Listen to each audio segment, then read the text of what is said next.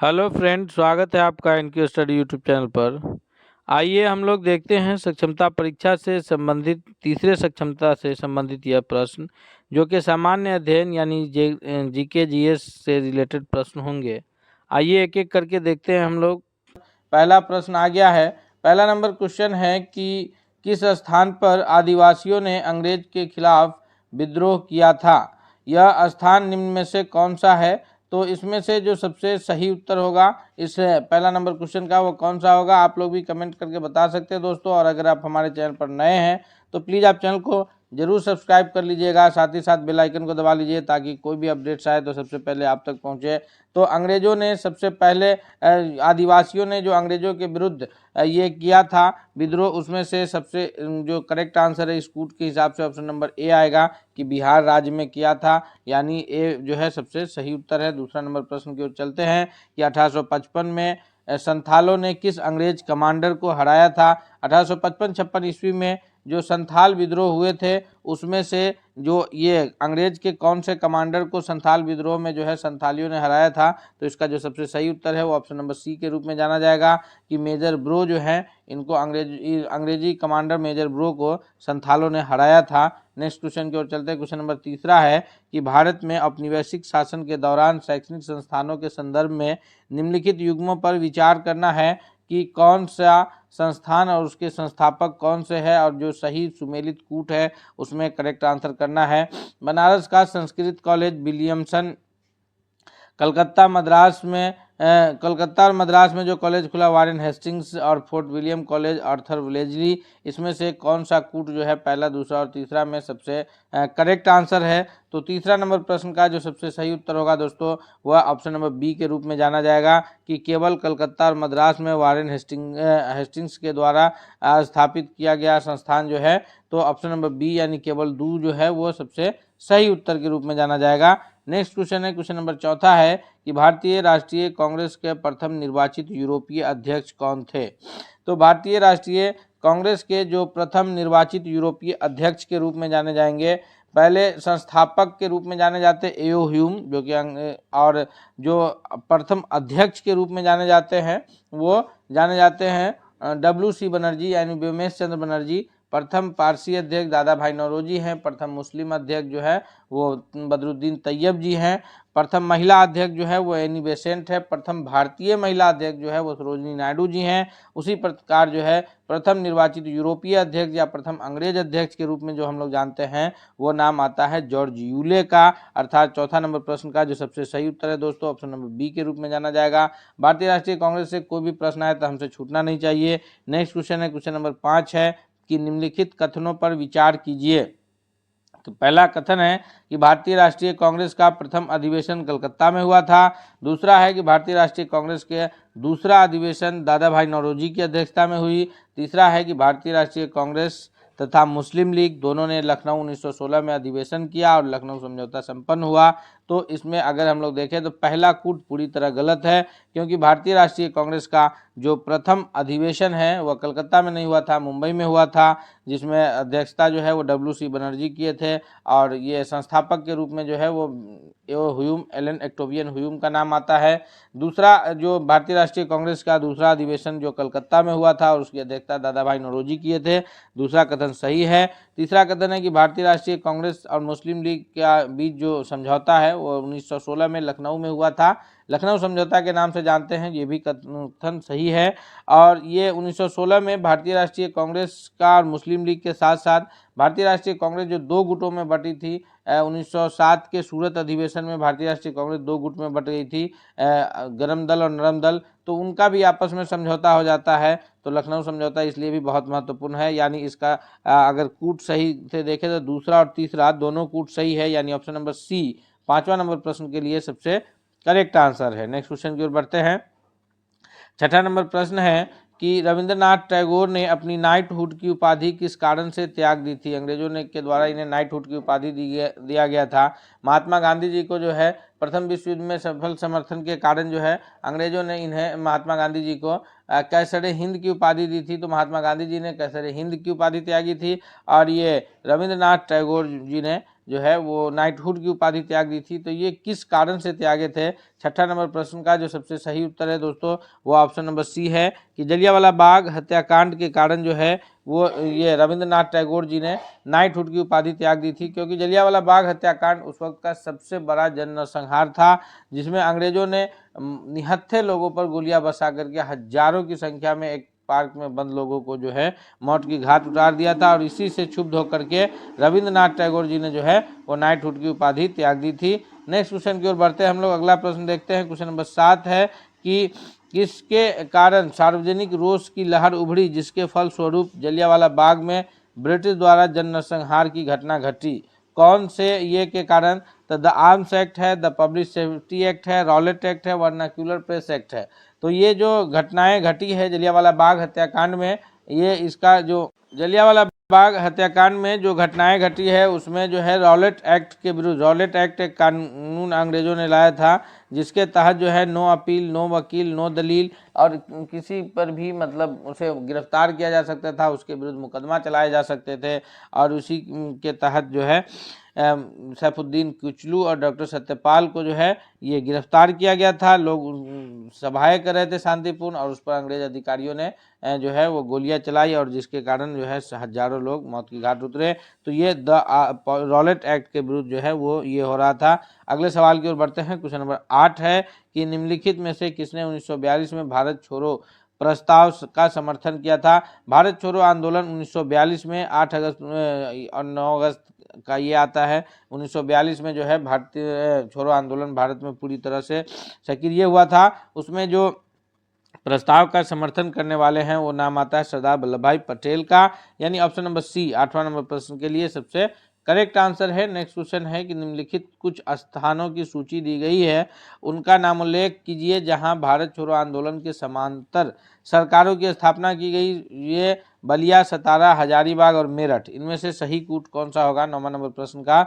तो इस 9वां नंबर प्रश्न के लिए जो सबसे सही कूट है वो बलिया और सतारा है, यानी ऑप्शन नंबर ए के रूप में जो है वह करेक्ट आंसर जाना जाएगा कि जहां भारत छोड़ो आंदोलन में समांतर सरकारों की स्थापना की गई थी। नेक्स्ट क्वेश्चन है, क्वेश्चन नंबर 10 है कि ऑपरेशन रूबिकॉन वह कूट शब्द था जिसे भारत में ब्रिटिश सरकार द्वारा निम्नलिखित के किस संदर्भ में प्रयोग में लाया जाना था? ऑपरेशन रूबिकॉन का ये किस लिए इस्तेमाल किए थे? गांधी जी को जेल में आमरण अनशन किए थे इसके लिए, या जयप्रकाश नारायण की गतिविधियों के लिए, या गोलमेज सम्मेलन में गांधी जी की सहभागिता के लिए?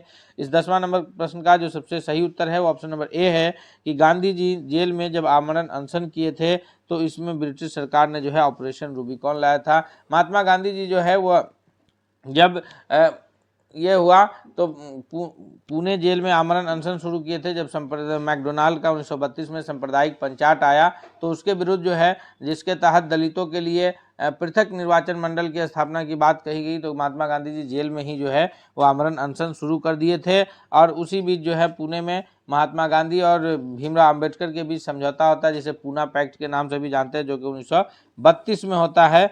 अगले सवाल की ओर बढ़ते हैं। क्वेश्चन नंबर 11 है कि गांधी जी ने सेवा धर्म कहाँ अपनाया था? गांधी जी के द्वारा जो सेवा धर्म अपनाया गया है या मुंबई में अपनाया है, या शांति निकेतन, दक्षिण अफ्रीका, या पुणे? तो इस 11वां नंबर प्रश्न का जो करेक्ट आंसर है वो ऑप्शन नंबर सी होगा कि दक्षिण अफ्रीका में जो है महात्मा गांधी जी के द्वारा सेवा धर्म अपनाया गया था। नेक्स्ट सवाल की ओर बढ़ते हैं। अगला क्वेश्चन है 12 है कि लॉर्ड माउंटबेटन वायसराय के रूप में भारत आए। जी, 12वां नंबर प्रश्न का सबसे करेक्ट आंसर क्या होगा?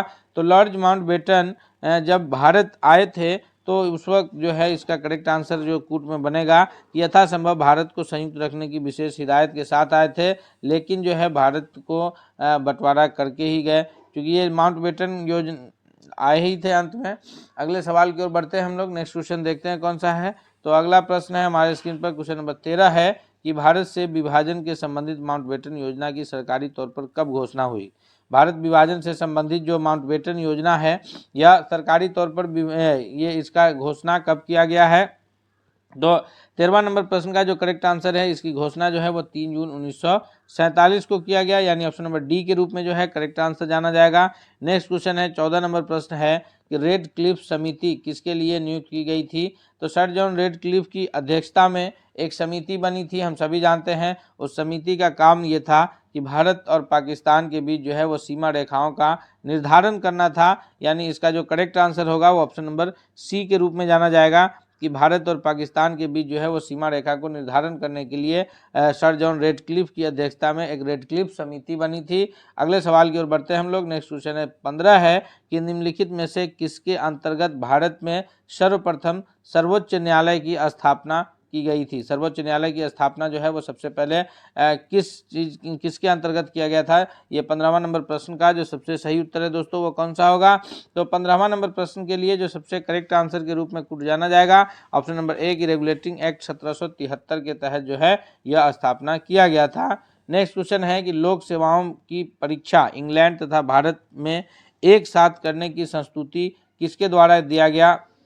कि जो लोक सेवा की परीक्षा है जिसके तहत भारतीय सिविल सेवा के ये चुने जाते थे, तो ये किन्होंने कहा था कि इंग्लैंड तथा भारत में एक साथ जो है इस परीक्षा का आयोजन किया जाए। तो इसका जो करेक्ट आंसर है इस ऑप्शन में सबसे जो सही उत्तर है वह है कि मॉन्टेग्यू चेम्सफोर्ड रिपोर्ट के द्वारा जो है यह बात कही गई थी कि दोनों जगह जो है एक साथ परीक्षाओं का आयोजन कराया जाना चाहिए। नेक्स्ट क्वेश्चन है 17 है कि रॉलेट एक्ट के विरोध में किसने लगान न देने का आंदोलन चलाने का सुझाव दिया था।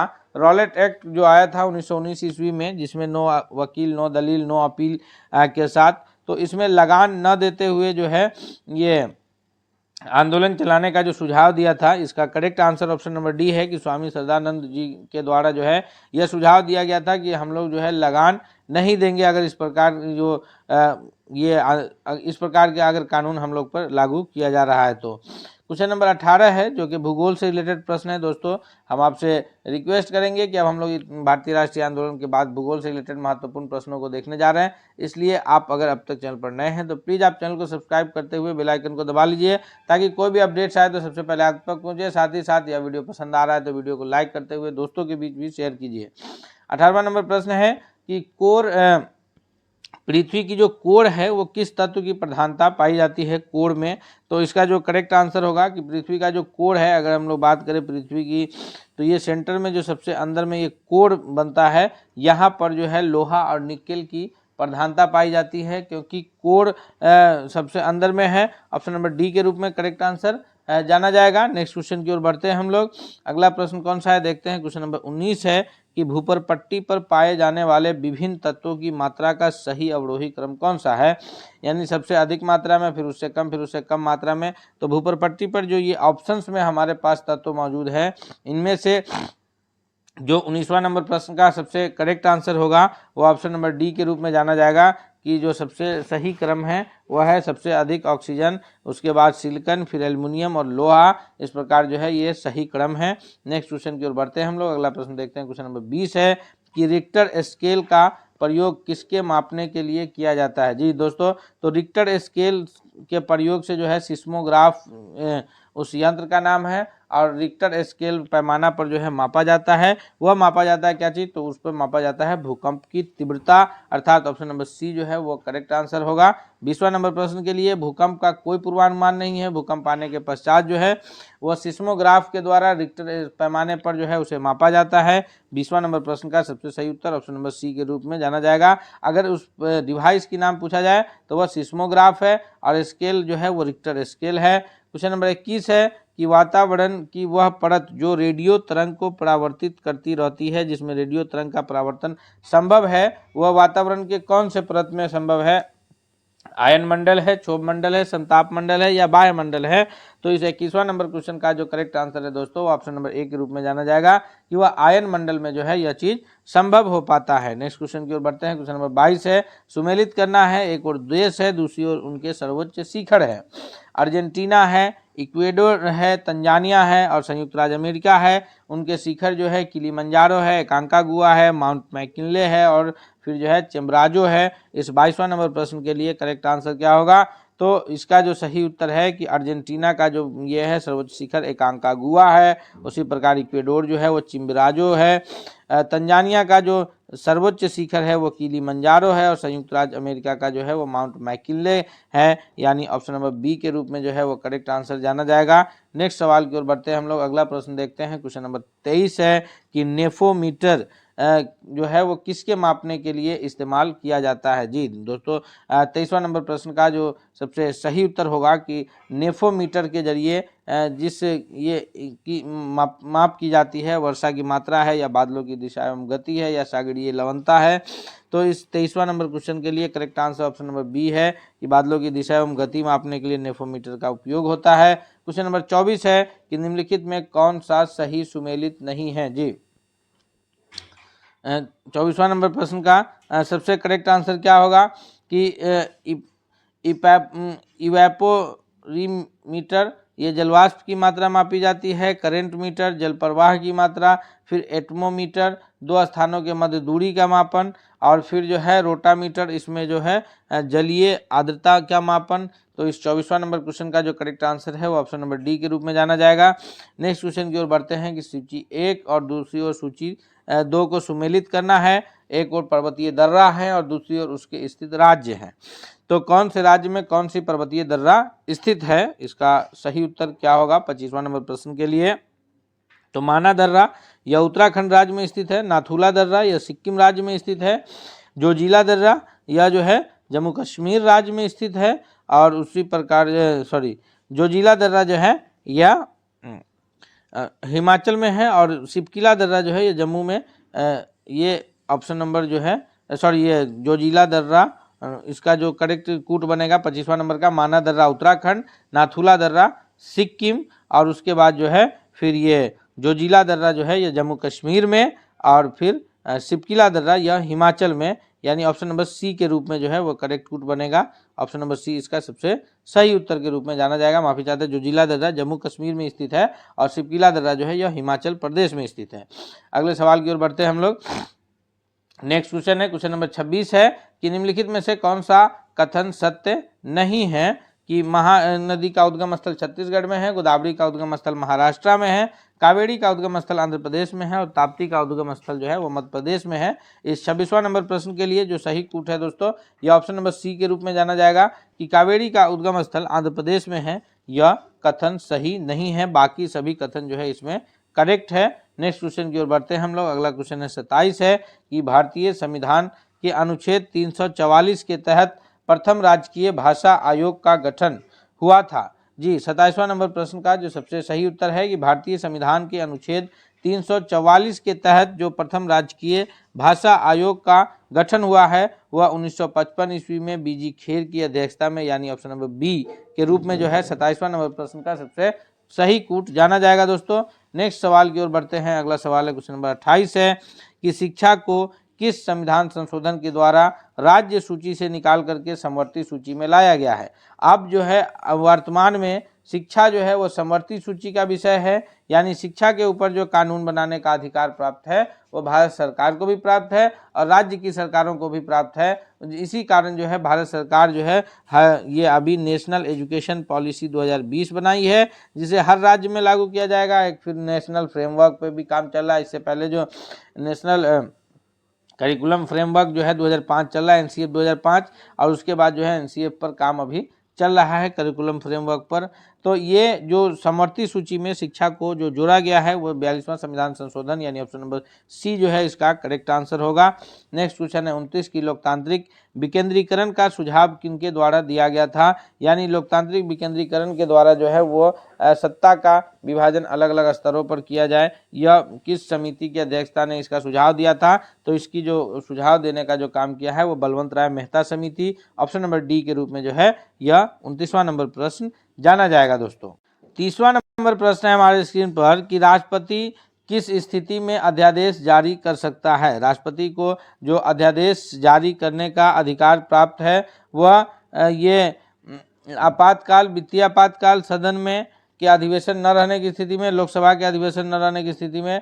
तो 30वां नंबर प्रश्न का जो सबसे सही उत्तर होगा वो ऑप्शन नंबर सी के रूप में जाना जाएगा कि अगर सदन का अधिवेशन 6 महीना के अंतराल पर नहीं हो पा रहा है तो राष्ट्रपति वैसी स्थिति में जो है वह अध्यादेश जारी कर सकता है। नेक्स्ट क्वेश्चन है कि राष्ट्रपति और उपराष्ट्रपति की अनुपस्थिति में कौन कार्यभार ग्रहण करता है। यानी अगर ऐसी स्थिति उत्पन्न होती है जब राष्ट्रपति भी उपस्थित न हो और उपराष्ट्रपति भी उपस्थित न हो तो वहां पर जो है कौन ये राष्ट्रपति का कार्यभार को ग्रहण करेंगे।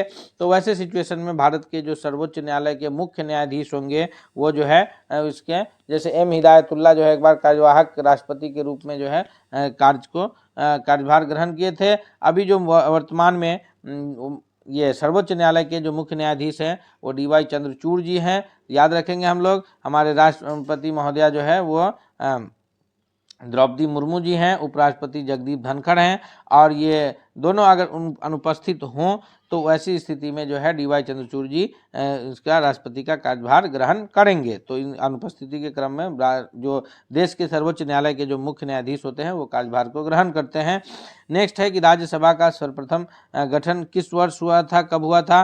तो इसका 32वां नंबर प्रश्न का जो सबसे सही उत्तर होगा दोस्तों वो कौन सा होगा, ये ऑप्शन नंबर डी के रूप में जाना जाएगा कि 3 अप्रैल 1952 को राज्यसभा का सर्वप्रथम गठन हुआ था। बिहार से राज्यसभा के सदस्यों की संख्या मात्र 16 है, याद रखेंगे हम लोग। नेक्स्ट क्वेश्चन है 33 है कि राज्यसभा किसके द्वारा भंग की जा सकती है। तो इसका करेक्ट आंसर क्या होगा 33वां नंबर प्रश्न का।